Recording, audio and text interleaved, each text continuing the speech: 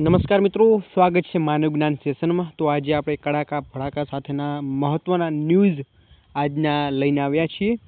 તો આજના શિક્ષક બનવા માંગતા ઉમેદવારો માટે મહત્વપૂર્ણ 3 અપડેટ મળ્યા છે, જેમાં ખાસ મિત્રો મહત્વની તારીખ આવી ગઈ છે। તમારા મિત્ર સર્કલમાં જે લોકો શિક્ષક બનવા માટેની ઈચ્છા એમને છે કે એ લોકો ભવિષ્યમાં એમનું ભવિષ્ય બનાવી શકે અને એમનું ભવિષ્ય એક શિક્ષણ તરફ આગળ વધારવું છે, તો એવા આપણા જે મિત્રો છે એમના મિત્રો માટે આજે મહત્વપૂર્ણ અપડેટ પણ છે। ટેટ 1 PML ક્યારે આવશે મિત્રો, એના ઉપર પ્રોપર માહિતી આપવાનું છું। આજનો આ વિડીયો છે, ખાસ અંત સુધી નિહાળશો મિત્રો। ચેનલ ઉપર નવા છો, ચેનલને હજુ સુધી તમે સબસ્ક્રાઈબ નથી કરી તો કરી નાખજો। ટેલિગ્રામ વોટ્સઅપ ગ્રુપ જોઈન નથી કર્યું, ખાસ વિડીયોની ડિસ્ક્રિપ્શનમાં લિંક મળી જશે, ત્યાં તમે જોડી શકો છો। તો માનવ જ્ઞાન સેશનમાં આજે જે મહત્વપૂર્ણ મુદ્દાઓ છે એના ઉપર આપણે પ્રોપર માહિતી આપવાનું છું। તો વિડીયો એકવાર લાઈવ સેશન છે, તો લાઈવમાં વિડીયો વધુમાં વધુ વિડીયો શેર કરશો, જેથી તમામ ઉમેદવારો જોડાઈ શકે। તો અપડેટ શું છે એની ઉપર થોડી ચર્ચા કરીએ। તો મિત્રો, ખાનગી કોલેજોની ઉઘાડી લૂંટ પર સંકોચો છે, સેન્ટ્રલાઇઝેશન પ્રવેશ કાર્યક્રમ જાહેર થયો છે। ધોરણ 12 પછી પીટીસીમાં પ્રવેશ માટે 24મી જૂનથી ઓનલાઈન ફોર્મ ભરાશે। મિત્રો, પ્રવેશ માટે જનરલ કેટેગરીમાં 50% અને અનામત વર્ગના 45% ફરજિયાત અહીંયા રાખવામાં આવ્યા છે। હવે થોડી તમને માહિતી આપી દઉં કેટલી જગ્યાઓ છે એની ઉપર થોડી પ્રોપર માહિતી આપી દઈએ। મિત્રો, ધોરણ 12 પછી જે પીટીસી અભ્યાસક્રમ પ્રવેશ માટે વિદ્યાર્થીઓ આગામી 24 જૂનથી 5 જુલાઈ સુધી ઓનલાઈન ફોર્મ ભરી શકશે। મિત્રો, પ્રાથમિક શિક્ષણ નિયામક કચેરી દ્વારા આ વખતે સમગ્ર પ્રવેશ પ્રક્રિયા સેન્ટ્રલાઇઝેશન જાહેર કરી છે। સેન્ટ્રલાઇઝેશન પ્રવેશ પ્રક્રિયાના લીધે ઉઘાડી લૂંટ ચલાવતી ખાનગી કોલેજો એના પર સકંજો અહીંયા જોવા મળી રહ્યું છે। તો પ્રવેશ માટે જનરલ કેટેગરીમાં 50% અને અનામત કેટેગરીના 45% માર્ક્સ ફરજિયાત રાખવામાં આવ્યા છે। વયમર્યાદાની દ્રષ્ટિએ 1 જુલાઈ 2026ના રોજ ઉમેદવારોની ઉંમર 30 વર્ષથી વધુ ન હોવી જોઈએ।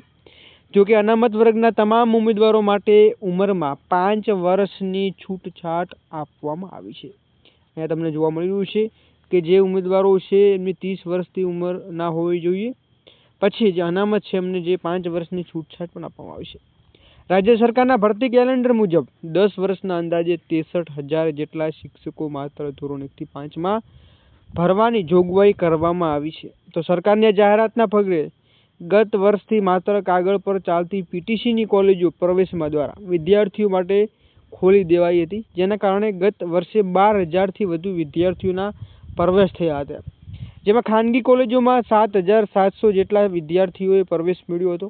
પ્રવેશ પ્રક્રિયામાં ખાનગી કોલેજોમાં વિદ્યાર્થીઓ પાસેથી મન ફાવે એટલી ફી ડોનેશન વસૂલ્યા છે એવા રાજ્યભરમાં ફરિયાદો ઉઠી છે, જેના પગલે પ્રાથમિક શિક્ષણ નિયામક કચેરી દ્વારા આ વખતે સમગ્ર પ્રવેશ પ્રક્રિયા સેન્ટ્રલાઇઝેશન પદ્ધતિથી કરવાનો નિર્ણય કર્યો છે અને આ પદ્ધતિથી સરકારની મંજૂરી મળવાથી કચેરીની ઓનલાઈન અરજી જાહેર કરવામાં આવી છે અને કચેરી જાહેર કરેલી પોર્ટલ ઉપર વિદ્યાર્થીઓએ 24મી પ્રવેશ માટે રજીસ્ટ્રેશન કરી શકશે। એટલે કે જે સરકાર માન્ય કોલેજો છે, ખાનગી કોલેજો હોય જેમને સરકાર માન્યતા આપી છે, એમાં જે પ્રવેશ પ્રક્રિયામાં જે ફીઓ ઉઘરાવવામાં આવતી હતી મિત્રો વધારે ફીના કારણે અહીંયા જે માંગ ઉઠી હતી એ માંગને ધ્યાનમાં રાખી સંપૂર્ણ પ્રોસેસ એ સેન્ટ્રલાઇઝેશન પદ્ધતિથી કરવામાં આવી છે। મિત્રો, ખાનગી કોલેજોમાં મેનેજમેન્ટ કોટાની 15% બેઠકો ભરવાની સત્તા આપવામાં આવી છે।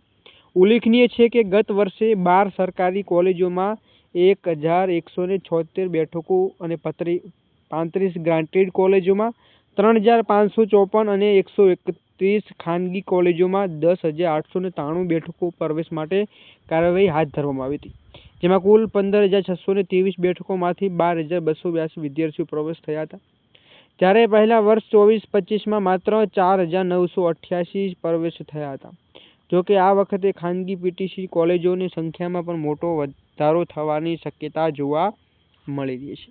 મિત્રો, પહેલા કોમ્પિટિશન પીટીસીની જો ચર્ચા આપણે કરીએ તો પહેલા 4,000ની આજુબાજુ ફોર્મ ભરાયા હતા પીટીસીમાં, અને અત્યારે જે સરકારે જાહેરાત કરી છે કે વર્ષ જે ભરતી છે એ ભરતી બમ્પર ભરતી આવશે, જે 63,000ની આજુબાજુ જે ભરતી જાહેર કરવામાં આવશે, એવી જાહેરાત થયા બાદ અહીંયા પીટીસી કરવા માટે થઈ અને ઉમેદવારોની લાઈનો લાગી રહી છે।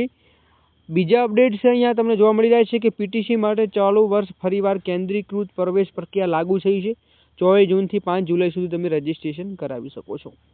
તો મિત્રો અહીંયા જુદી જુદી જે પદ્ધતિઓ અપનાવવામાં આવી રહી છે, જેમાં સૂચના આપવામાં આવી છે કે ગત વર્ષે જે 102 કોલેજો અંદાજે 10,000 બેઠકો માટે કાર્યવાહી કરવામાં આવી હતી, જેમાં ડિપ્લોમા કે ITI પાસ હોય તેવા વિદ્યાર્થીઓ પણ દરખાસ્ત કરી શકે છે.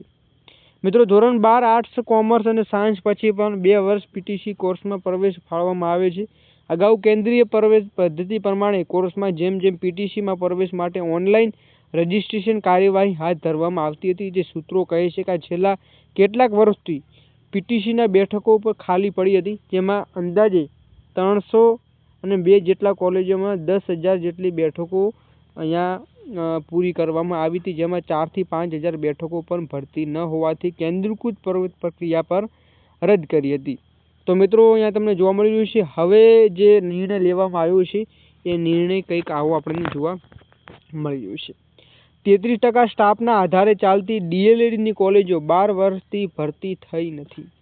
શિક્ષક ઘટતી સંસ્થાઓમાં જ સ્ટાફનો દુકાળ, 14 કોલેજોમાં જ આચાર્ય, 20માં ક્લાર્ક જ નથી. રાજ્યની 35 ગ્રાન્ટેડ કોલેજોમાં મંજૂર મહેકમની સામે સંખ્યા ઓછી છે.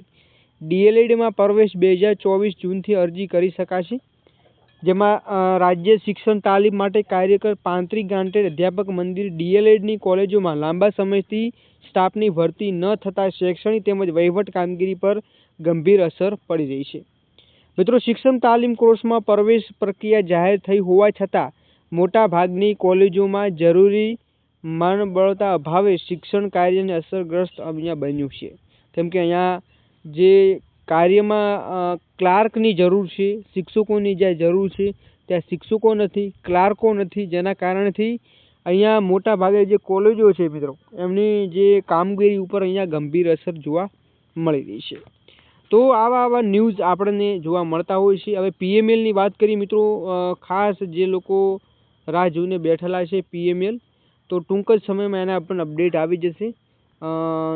નવા કઈ અપડેટ સૂત્રોના જણાવવા પણ હશે તો ચોક્કસ આપણે એનો એક વિડીયો આપણે લાવવાના છીએ. ટૂંક જ સમયમાં વિડીયો પણ તમને મૂકી દઈશું, જેથી તમને સંપૂર્ણ માહિતી આપે પ્રોસેસ કેટલે અટકી છે, આગળની પ્રોસેસ ક્યાં સુધીમાં જઈ શકે છે.